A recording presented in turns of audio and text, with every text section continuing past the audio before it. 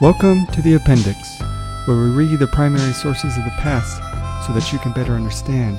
the present. Today's primary source, Frontier Grievances, a remonstrance of the distressed and bleeding frontier inhabitants of the province of Pennsylvania, February 13th, 1764. The various manifestations of sectionalism on the eve of the Revolution are nowhere better illustrated than in this remonstrance from the inhabitants of the frontier counties of Pennsylvania.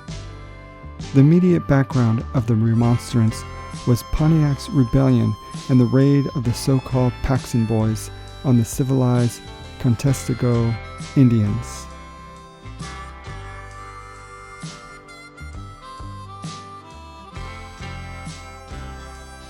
Two, the Honorable John Penn, Esquire, Governor of the Province of Pennsylvania, and of the counties of Newcastle, Kent, and Sussex on Delaware, and to the representatives of the freemen of the said province, in General Assembly met. We, Matthew Smith and James Gibson, in behalf of ourselves and His Majesty's faithful and loyal subjects, the inhabitants of the frontier counties of Lancaster, York, Cumberland, Berks, and Northampton, humbly beg leave to remonstrate and to lay before you the following grievances, which we submit to your wisdom for redress. First, we apprehend that as freemen and English subjects, we have an indisputable title to the same privileges and immunities with His Majesty's other subjects who reside in the interior counties of Philadelphia, Chester, and Bucks, and therefore ought not to be excluded from an equal share with them in the very important privilege of legislation. Nevertheless, contrary to the proprietor's charter and the acknowledged principles of common justice and equity, our 5 counties are restrained from electing more than 10 representatives, viz., 4 for Lancaster, 2 for York, 2 for Cumberland, 1 for Berks, and 1 for Northampton, while the 3 counties and city of Philadelphia, Chester, and Bucks elect 26. This we humbly conceive is oppressive, unequal, and unjust,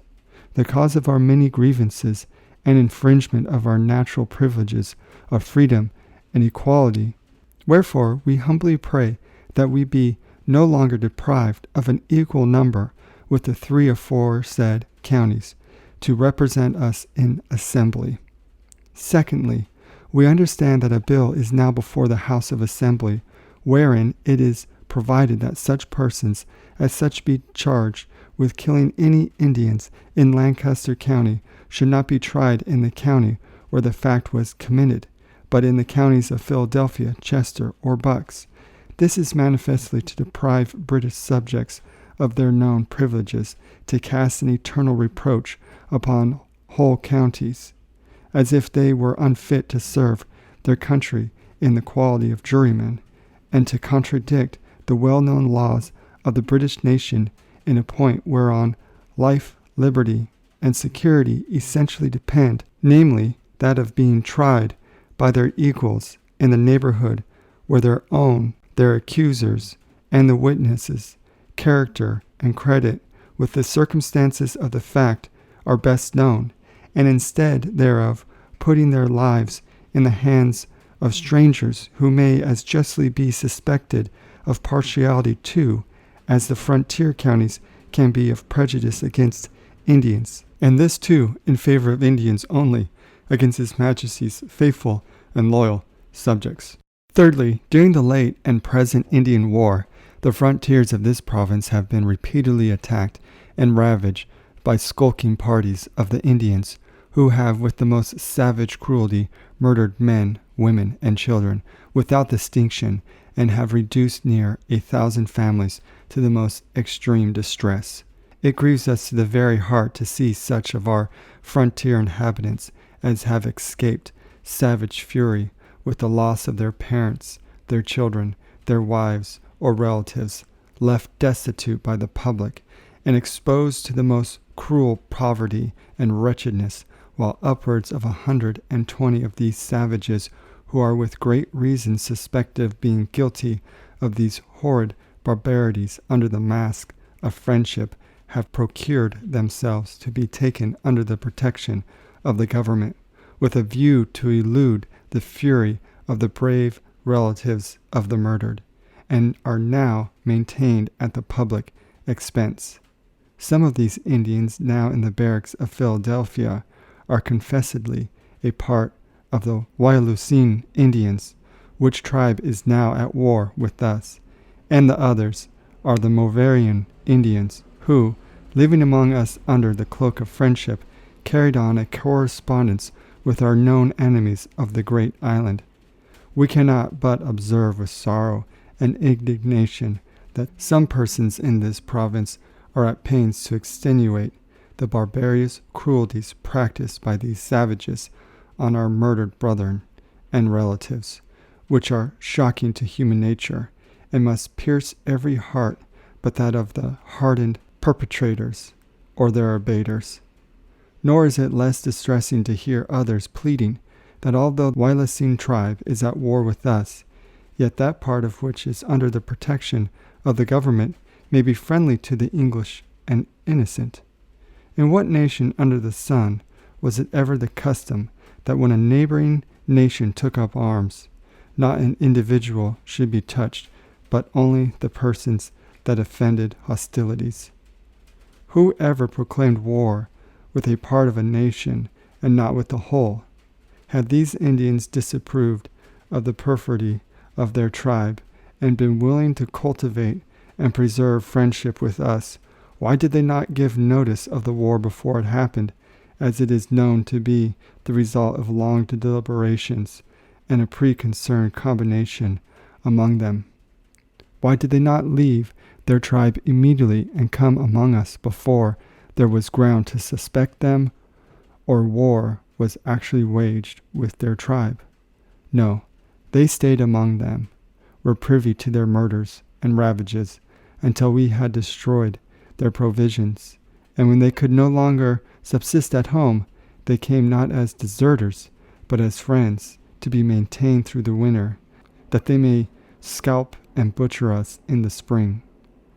And to the Moravian Indians, there are strong grounds at least to suspect their friendship, as it is known they carried on a correspondence with our enemies on the great island. We killed 3 Indians going from Bethlehem to the great island with blankets, ammunition, and provision, which is an undeniable proof that the Moravian Indians were in confederacy with our open enemies,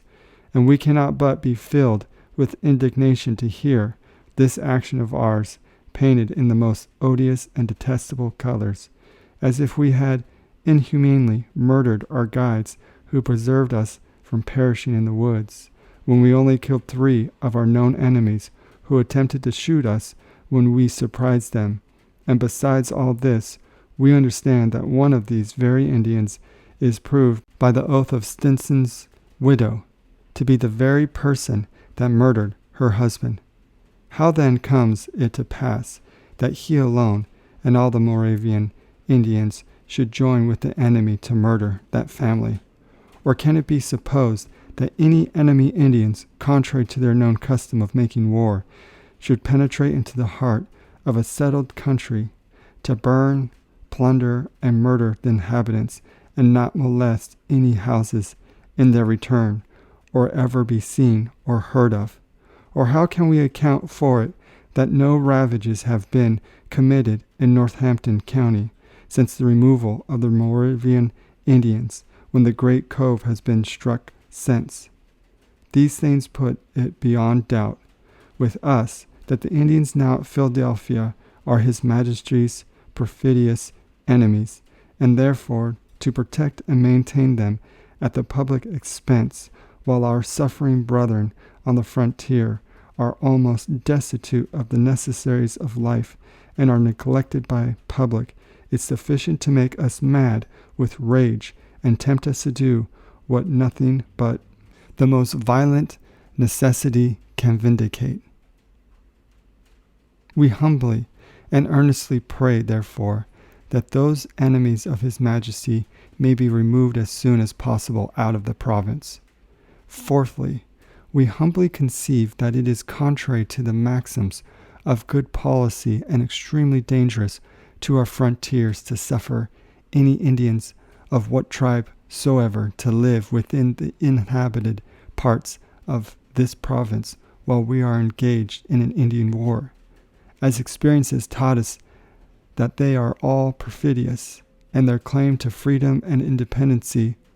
puts it in their power to act as spies, to entertain and give intelligence to our enemies, and to furnish them with provisions and warlike stories.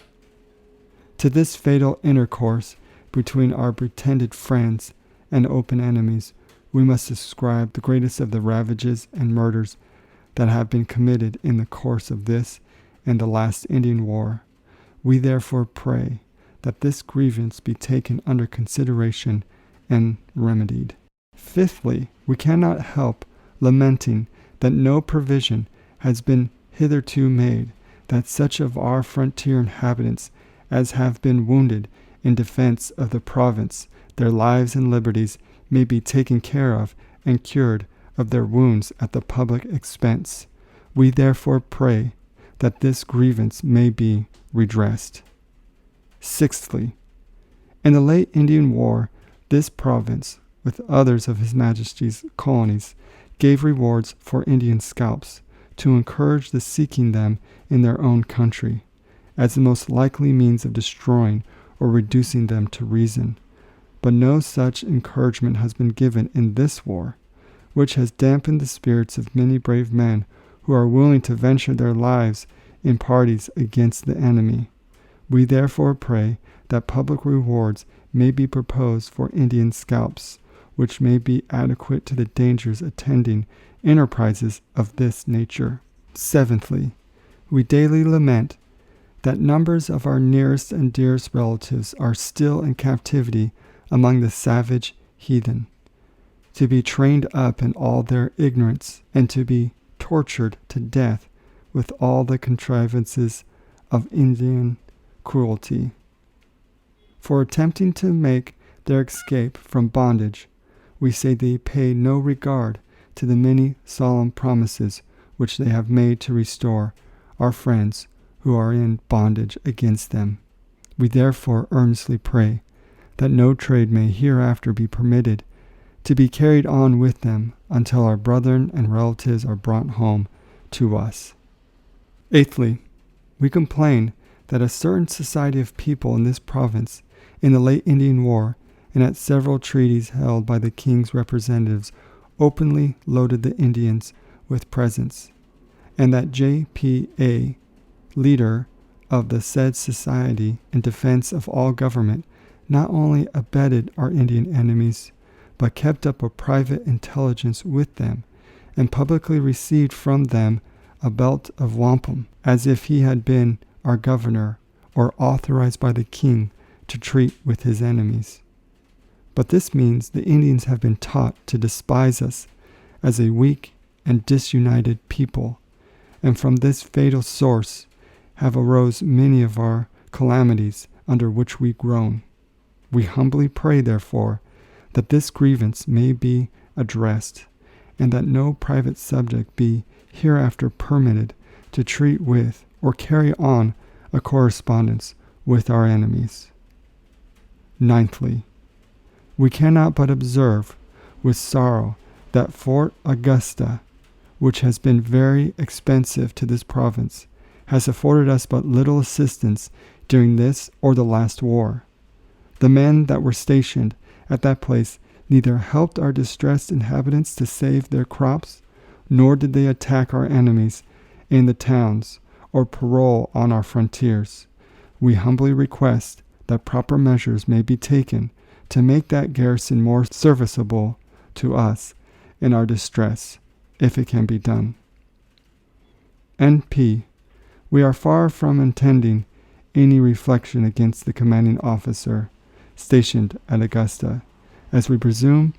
his conduct was always directed by those from whom he received his orders. Signed, on the behalf of ourselves and by appointment of a great number of frontier inhabitants. Matthew Smith, James Gibson, February 13th, 1764.